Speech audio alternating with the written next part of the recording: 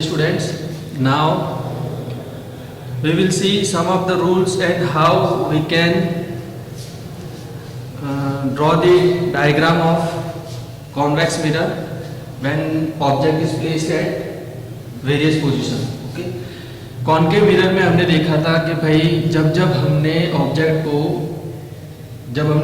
को भाई centre of curvature से पीछे रखा तो कैसी इमेज हमारी बनी, सेंटर ऑफ कर्वेचर पे रखा तो कैसी इमेज बनी, फोकस और सेंटर ऑफ कर्वेचर के बीच में रखा तो कैसी इमेज बनी, फोकस पे रखा तो कैसी इमेज बनी। फिर जब हमने इन्फिनिटी से रे आई, पैरेलल रे लाई प्रिंसिपल एक्सिस की, जब हमारी कैसी इमेज बनी। तो कॉन्केव मिरर में हमें एक यह चीज देखने को मिली थी कि कॉन्केव मिरर हर तरह की इमेज बनाता है, सिर्फ वो सीधी इरेक्ट और छोटी इमेज नहीं बनाता। कॉन्केव मिरर सीधी और छोटी इमेज नहीं बनाता, बाकी वह सारी इमेज बनाता है। और जबकि जो हमारा कॉन्वेक्स मिरर है वो सीधी इरेक्ट और छोटी मतलब डिमिनिश्ड इमेज बनाता है। ठीक है, तो कॉन्वेक्स मिरर के अंदर कुछ रूल्स है जो हमें पता होने चाहिए। ठीक है, रे डायग्राम इमेज फॉर्मेशन के पहले। अब पहला रूल ये हमारी प्रिंसिपल एक्सिस है। ठीक है, ये हमारा कॉन्वेक्स मिरर है। ठीक है, अब ये मान लो ये सर्कल है, ये मिरर है, इसमें से काट के हमने कॉन्वेक्स मिरर को अलग लिया है। ठीक है, तो ये हमारा क्या होता है, सेंटर ऑफ कर्वेचर होता है। ठीक है, तो इसमें से काट के हमने अलग ले लिया, इसको काट के हमने अलग ले लिया। ठीक है, अब ये हमारी प्रिंसिपल एक्सिस है, ये हमारा सेंटर ऑफ कर्वेचर, ये हमारा फोकल पॉइंट, फोकस, और ये हमारा प्रिंसिपल पॉइंट। ठीक है, ये हमारा मिरर। अब पहला रूल हमारा ये है कि अगर हम प्रिंसिपल एक्सिस के पैरेलल रे लाएंगे तो वो टकराने के बाद ऊपर की तरफ चली जाएगी। ठीक है, और जब हम इसको मिलाने की कोशिश करेंगे मिरर के पीछे तो वो कहाँ से निकलेगी, फोकस से निकलेगी। पहला रूल हमें ये कहता है कि भाई जब हम प्रिंसिपल लाइन जो है हमारी प्रिंसिपल एक्सिस है उसके पैरेलल जब हम कोई रे लाएंगे तो वो टकरा के वापस ऊपर चली जाएगी मिरर से, और जब हम उसे पीछे कहीं मिलाने की कोशिश करेंगे तो वो फोकस से पास होकर निकलेगी। ये हमारा पहला रूल है। सेकेंड रूल जो हमारा है वो हमें ये कहता है कि भाई कहीं ऊपर से अगर कोई रे आ रही है और हमारे कॉन्वेक्स मिरर पे आकर के टकरा रही है तो वो टकराने के बाद में पैरेलल हो जाएगी। ठीक है, पहले रूल में पैरेलल आती है, टकरा के ऊपर चली जाती है। दूसरे रूल में ऊपर से आती है, टकरा के पैरेलल हो जाती है। और दोनों केस में जब हम मिलाएंगे तो कहां से जाके पास करेगी, फोकस से। दोनों ही केस में कहां से पास करेगी, फोकस से।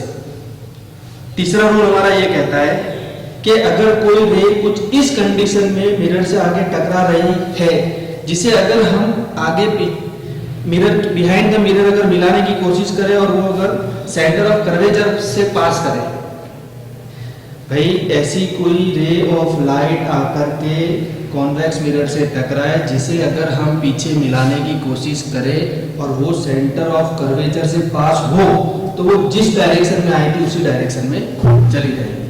ठीक है, ये तीन रूल है जो हमें पता होने चाहिए।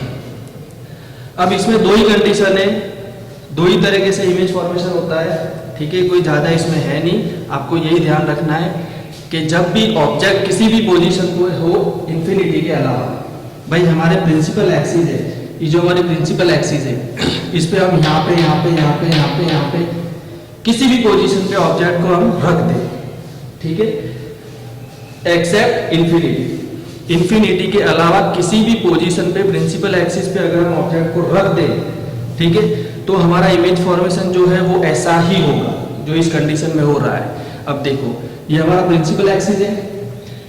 ये कंडीशन कौन सी है, when object is at any position except infinity के अलावा किसी भी पोजीशन पे हमारा ऑब्जेक्ट है तब की कंडीशन है। ये हमारी प्रिंसिपल एक्सिस है, ये हमारा प्रिंसिपल पॉइंट, ये फोकल पॉइंट और ये सेंटर ऑफ कर्वेचर। ये प्रिंसिपल एक्सिस पे मैंने यहाँ पर ऑब्जेक्ट को रख दिया। ठीक है, ये हमारा कॉन्वेक्स मिरर है। अब मैंने एक प्रिंसिपल एक्सिस के पैरेलल रे लाई, वो टकराने के बाद ऊपर चली गई। अब उसे जब मैं मिलाने की कोशिश करूंगा तो फर्स्ट रूल के हिसाब से कहां से पास करेगी, फोकस से पास करेगी, फोकल पॉइंट से पास करेगी।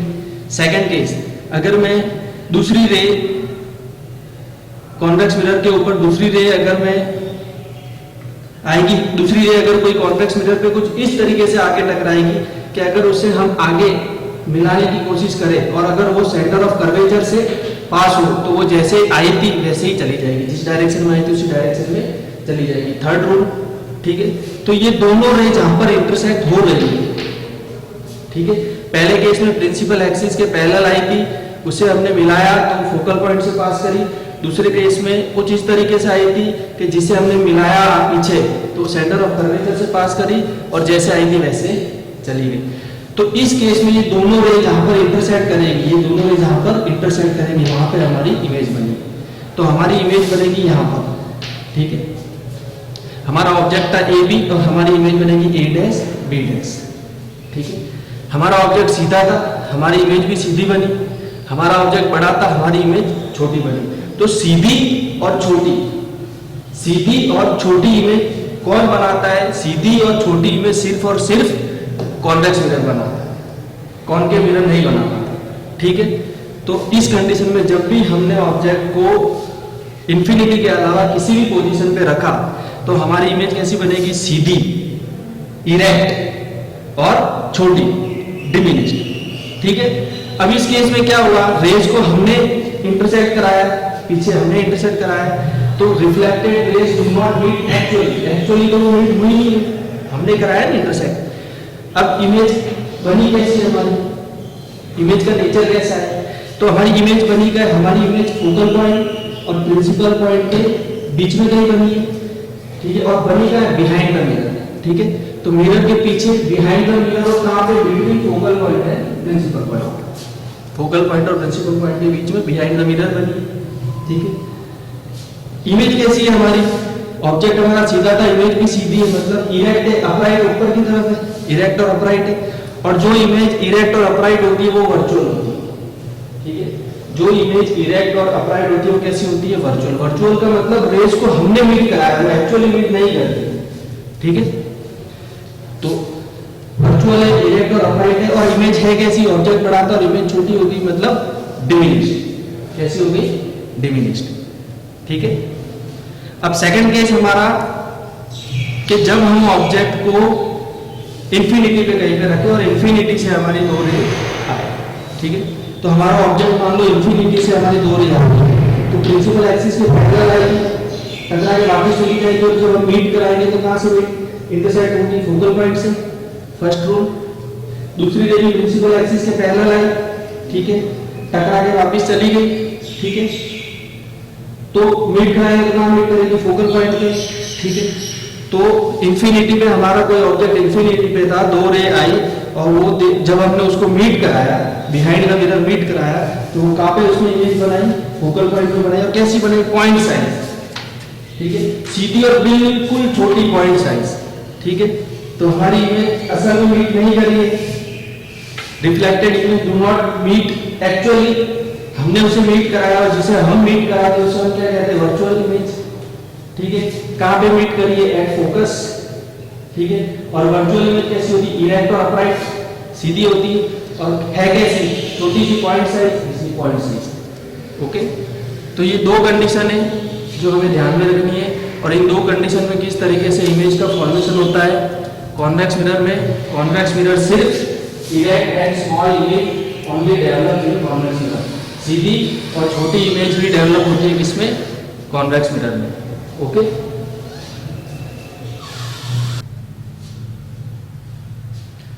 Okay, now today we will see that what do you mean by refraction of light. Okay, refraction क्या होता है? जब भी कोई लाइट एक मीडियम से दूसरे मीडियम में एंटर करती है तो वो लाइट अपनी स्पीड को चेंज करती है, ठीक है। और उसकी जो बेंडिंग है, लाइट की जो बेंडिंग है वो चेंज होती है, ठीक है। या जब वो रेयर से डेंसर मीडियम में अगर मान लो कोई रे ऑफ लाइट है और रेयर मीडियम पे इंसिडेंट हुई, ठीक है, और उसके बाद में रेयर मीडियम पे इंसिडेंट होने के बाद में जब वो डेंसर मीडियम में जा रही है तो अपनी स्पीड क्या कर लेगी? थोड़ी सी कम कर लेगी। और जो नॉर्मल है, ठीक है, इंसिडेंट हो रही है नॉर्मल के साथ में, तो वो थोड़ी सी नॉर्मल की तरफ बेंड हो जाएगी, ठीक है।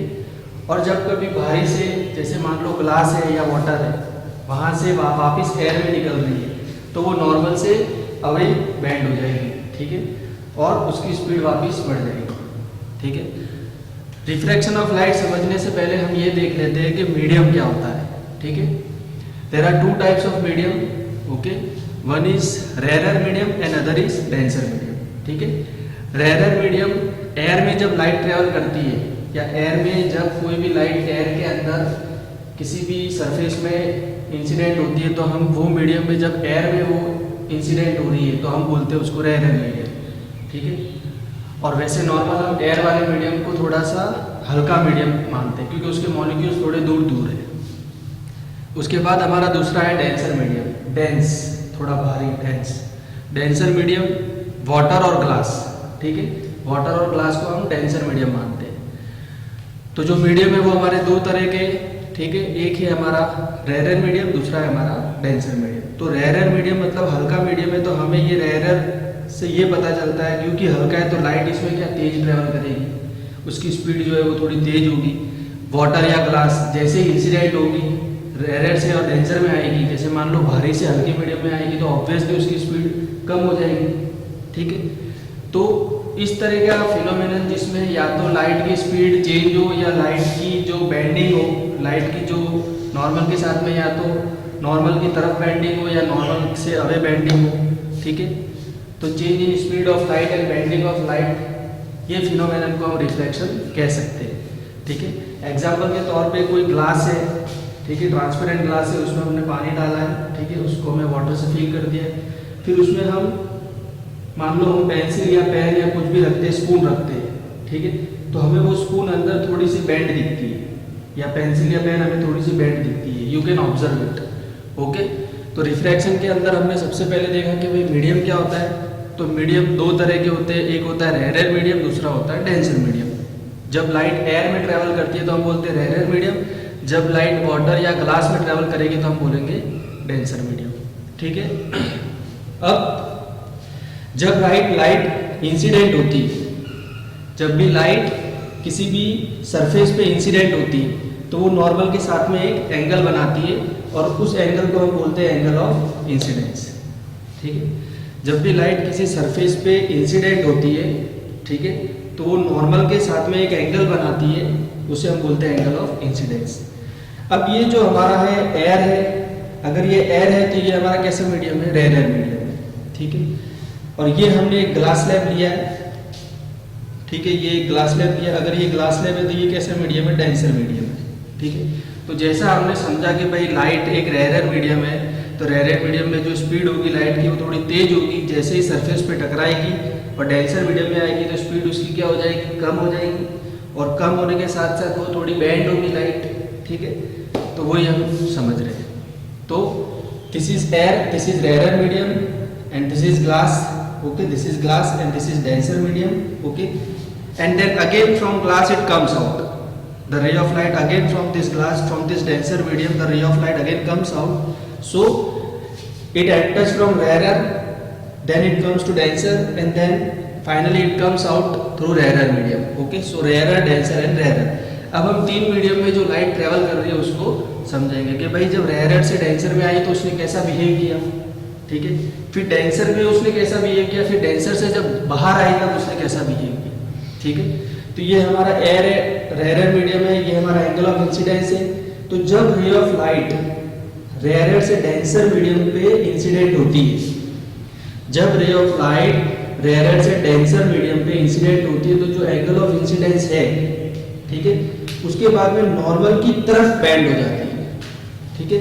अब ये इंसिडेंट ऐसे हुई थी तो ये डॉट डॉट डॉट डॉट यूं सीधी ऐसे जानी चाहिए थी, है ना, डॉट डॉट डॉट डॉट सीधी ऐसे जानी चाहिए थी, लेकिन ये डॉट डॉट से अंदर की तरफ नॉर्मल की तरफ बेंड हो जाती है, ठीक है। तो एंगल ऑफ रिफ्रैक्शन क्या हो जाता है लाइट का, एंगल ऑफ इंसिडेंस से छोटा हो जाता है, ठीक है।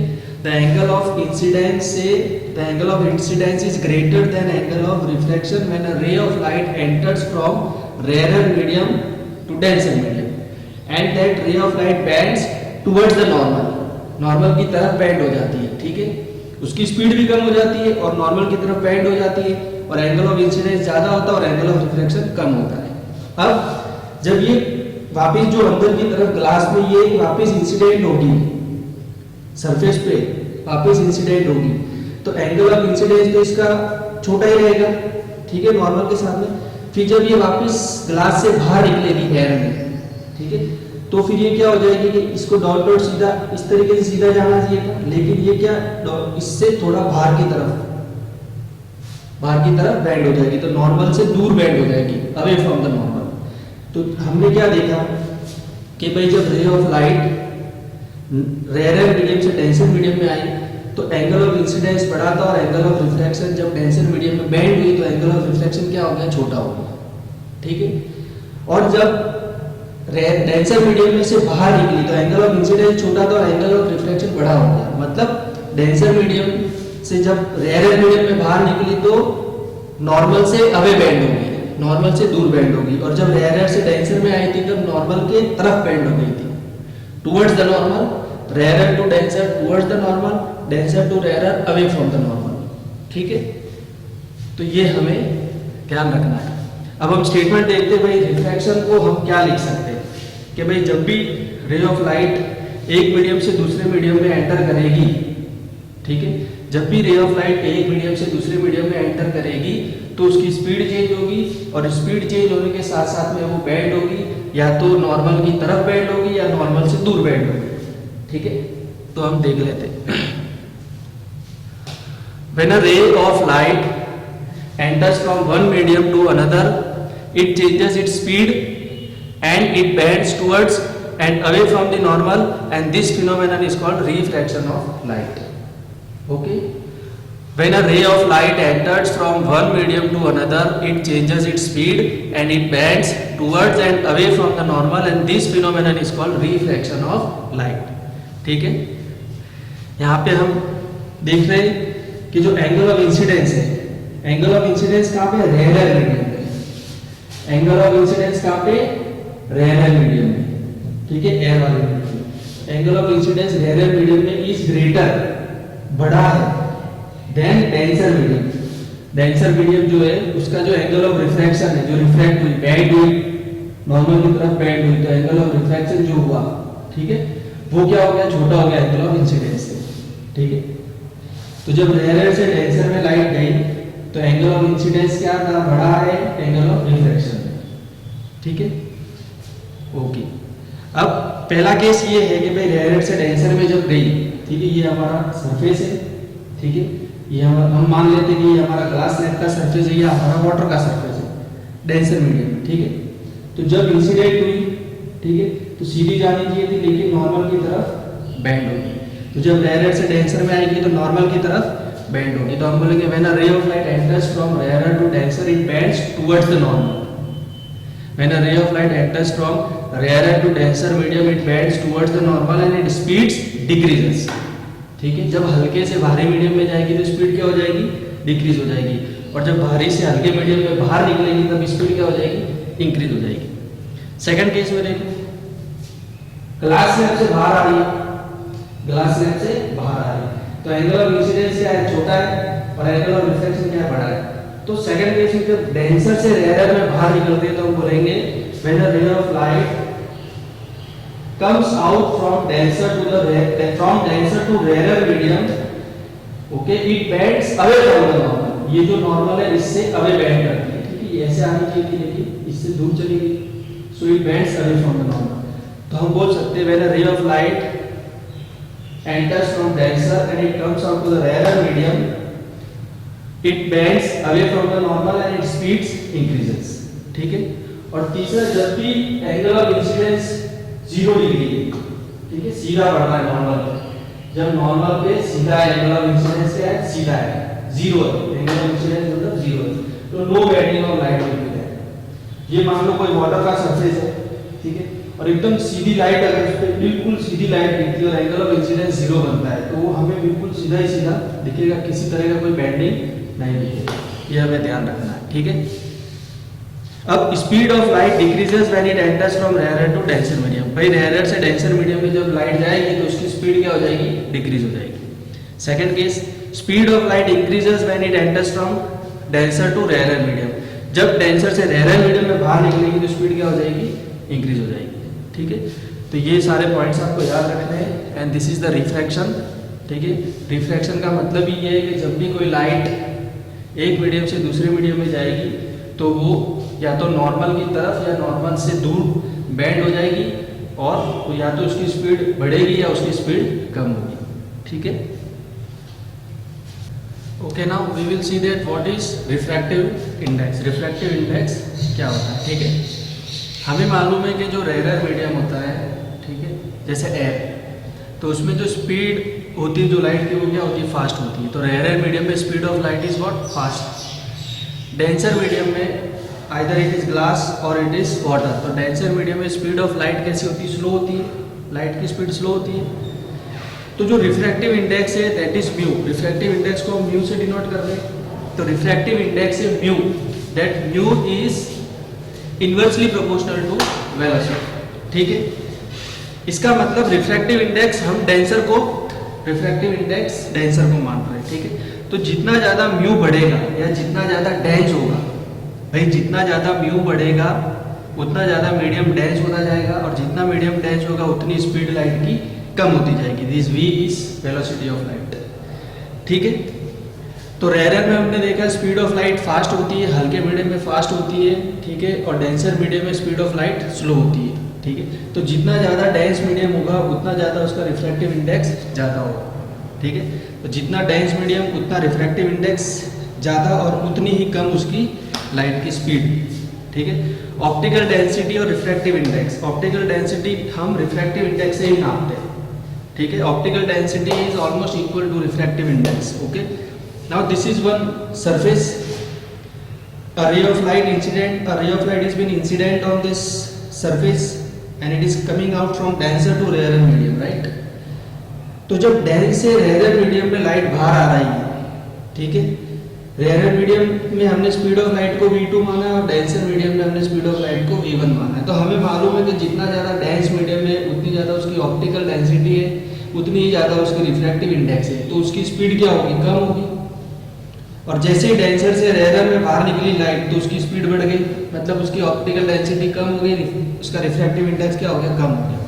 तो हम बोल सकते हैं कि भाई जितना ज़्यादा रिफ्रैक्टिव इंडेक्स बढ़ेगा या जितना ज़्यादा डेंस होगा मीडियम उतनी स्पीड ऑफ लाइट कम होगी।